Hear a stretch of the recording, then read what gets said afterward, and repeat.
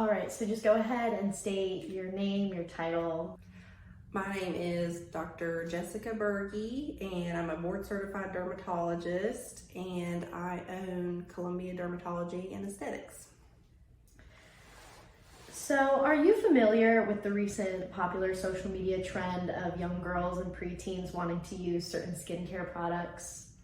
Absolutely. It's all over, probably TikTok the most, Instagram, where these younger teens or preteens are using a plethora of scrubs and masks and jade rollers, and they've got their little refrigerators and kind of all the things. I think it has a lot to do with like the influencers being much older and they're kind of marketing these products to a much younger audience. I don't know if it's because they're not wearing a lot of makeup, so maybe it makes them feel like that's something they can do to be like these older teens and kind of keep up with what they're doing. Yeah, I think like since TikTok's really taken off in popularity, that's been like a major influence on that. Yeah.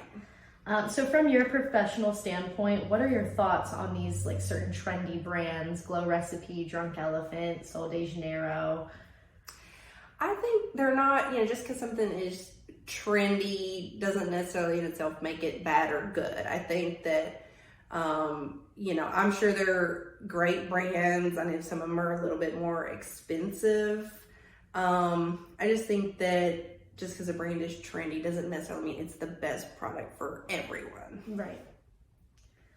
So can you explain maybe some potential risks of using certain skincare products at like such a young age, that young girl, preteen, especially like with premature aging or damaging of the skin barrier? Because I know that some of the products might contain retinol or certain like anti-aging vitamins that parents might not be aware of that their children are using, and how would that specifically damage young girl's skin? Yeah. So when you're younger, your oil glands haven't quite kicked in yet. So when you're using things like retinol or AHAs, BHAs, they can cause redness and irritation. Luckily, I think they're probably not doing a lot of long-term damage by using these products, but just short-term, like I said, redness, irritation, there may be some things that could potentially be worsened. Like for instance, if you have something like seborrheic dermatitis where your face looks dry and then you're putting facial oils on it because you think it's dry, but then the oil might be kind of actually making it worse in the long run. Those are the things I kind of think about. Okay. And then do you think that there are any alternatively any positive effects or benefits from preteens wanting to get into skincare so early on? I do. I think that I see a lot of patients who kind of regret not taking better care of their skin when they're younger, and they do have, premature aging or brown spots or hyperpigmentation that now they're kind of dealing with on the back end.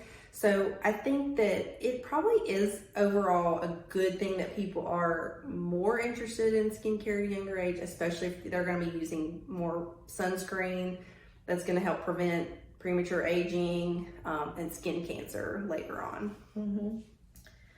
And then are there any particular skincare routines or habits that you would recommend for this younger audience, the preteens, to promote more healthy skin? Yeah.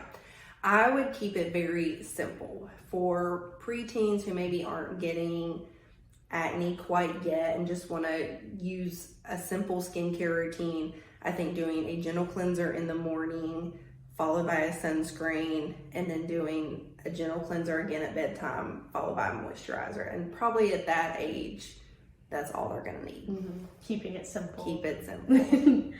And then how can parents navigate all of the different skincare products available, because there's a lot of them, to ensure that they're making safe and effective choices for their child's skin? I think probably two things I would look for is one, non-comedogenic, which means that it's not going to clog up pores and cause acne. And then the other thing would be that it says hypoallergenic. So I know there's this other trend of kind of people wanting to go more natural, but things that say all natural on their label can't also put hypoallergenic on their label. So sometimes things that are natural can still cause irritation and allergies.